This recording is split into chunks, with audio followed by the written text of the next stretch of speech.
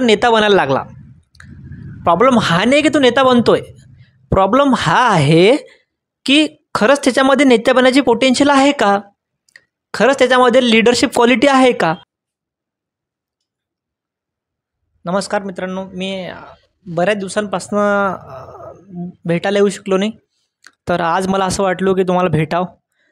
तर तुमच्याकडे विषय बरेच मांडायचे होते, कारण विषय बरेच पेंडिंग आहेत की जे तुम्हाला सांगायचे आहे, मला सामान्य जनतेला सांगायचे आहे. तर काही दिवसांपूर्वी आता जिल्हा परिषद पंचायत समितीचं निवडणुका डिक्लेअर होतील किंवा झाल्यात, जवळपास आता झाल्यात समजा, आणि कोणी नगराध्यक्षाच्या पण निवडणुकाला जाहीर झाल्यात, तर काही होतील काही दिवसांमध्ये. तर मला सांगायचं काय आहे की जशा निवडणुका जाहीर झाल्या, आतापर्यंत जेवढी नेते मंडळी आहे, सगळे नाही म्हणत बरं का मी, काही नेते मंडळी जी झोपलेली होती ती जशा निवडणुका जाहीर झाल्या तशी जागी झाली. 5 वर्षात कुठं होते माहीत नाही, 5 वर्ष काय काम केलं माहीत नाही, 5 वर्षाचा आराखडा काय माहीत नाही. विषय हा आहे की मला कोणाला पर्सनली टीका नाही करायची कोणावर. मला हा विषय हा आहे की आता काय झालं की मला सांगायचा मुद्दा आहे की नेत्याचा पोरगा नेता बनायला लागला. प्रॉब्लेम हा नाही की तो नेता बनतोय, प्रॉब्लेम हा आहे की खरंच त्याच्यामध्ये नेता बनायची पोटेन्शियल आहे का, खरंच त्याच्यामध्ये लिडरशिप क्वालिटी आहे का, त्याच्यामध्ये खरंच किंवा लोकांच्या दुःखांवरच्या सगळ्यात समोर तो उभा राहतो का, जे लोकांचे प्रॉब्लेम्स आहेत त्या प्रॉब्लेममध्ये सगळ्यात पुढे राहतो का. लीडर कशाला म्हणतात, नेता कशाला म्हणतात की जो सामान्य जनतेच्या दुःखात सगळ्यात पुढे उभा राहणार आणि सुखात सगळ्यात मागे राहणार, सुखात जनतेला पुढे करणार. छत्रपती शिवाजी महाराजांच्या विचारसरणीवर चालणारे आपण माणसं आहोत, ध्यानात घ्या मित्रांनो. लीडर, मला एक सांगा, 2 केळं वाटून आणि 4 फळं वाटून आणि 2 झाडं लावून ते लीडर बनून राहिले का? याला लीडर म्हणता का तुम्ही? कडक कपडे घालून, पांढरे कपडे घालून तो फिरतोय बोंबलत, त्याला तुम्ही लीडर म्हणताय का? लीडर कशाला म्हणतात की जो जनतेच्या तळागळात ज्याने लोकांच्या मनात जागा केली आहे तो लीडर आहे. आजकालमध्ये आपलं सामान्य जनतेत चुकतंय कुठं माहिती आहे का? सगळ्यात पहिला मुद्दा, आपल्याकडे 100% मतदानच होत नाही. ज्या दिवशी आपल्या इथं 100% मतदान होईल ना, चुकीचा माणूस सत्तेतच येऊ शकत नाही. सगळ्यात पहिलेच आपल्याकडे मतदान किती होते? 30%, 40%, 50%, डोक्यावरून पाणी 60%, याच्यावर मतदान होत नाही.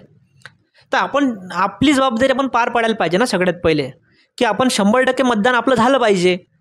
आणि जो माणूस सत्तेत येऊन राहिला तो खरंच योग्य येऊन राहिला का, ज्याला आपण मतदान केलं तो खरंच योग्य व्यक्ती आहे का, त्याच्यावर कोणत्या गुन्ह्यांमध्ये तो अडकला आहे का, हे पण आपण पाहणं गरजेचं आहे ना.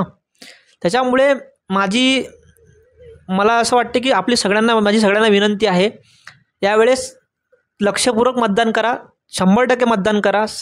जनतेला माझं आव्हान आहे, 100% मतदान करा. त्याच्यामुळे आपली जबाबदारी आपण पार पाडा आणि चुकीचा एकही व्यक्ती सत्तेत येऊ देऊ नका, माझं हे म्हणणं आहे. त्याच्यामुळे आपल्याला बोट उचलायसाठी आपल्याकडे कोणाची हिस राहणार नाही.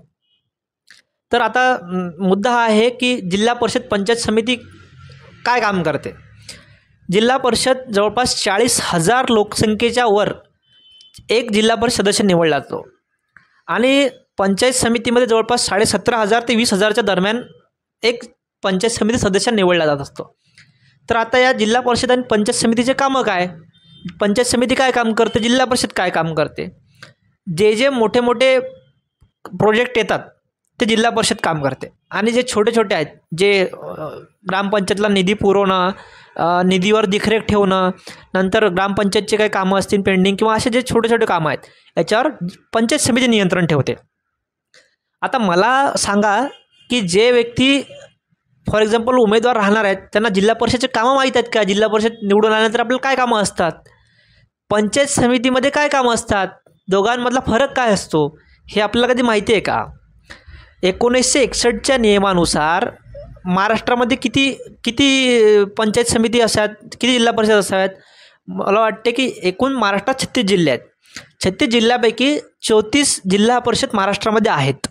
तर जे मुंबई शहर आहे, मुंबई उपनगर जे आहे ते सोडलं त्याला जिल्हा परिषद नाही आहे. जे बाकीचे सोडले त्याला सगळ्यांना जिल्हा परिषद आहे. तर एकूण 34 जिल्हा परिषद आहे. त्या 34 जिल्हा परिषदांमध्ये आता मला असं वाटते की तुम्ही खरंच पहिला मुद्दा हा आहे की तुम्ही किती पट काम करतायत. चांगलं काम करत असेल तर त्या गोष्टीचा आनंद आहे की खरंच चांगलं काम करत आहेत. पण ज्यांनी नुसतं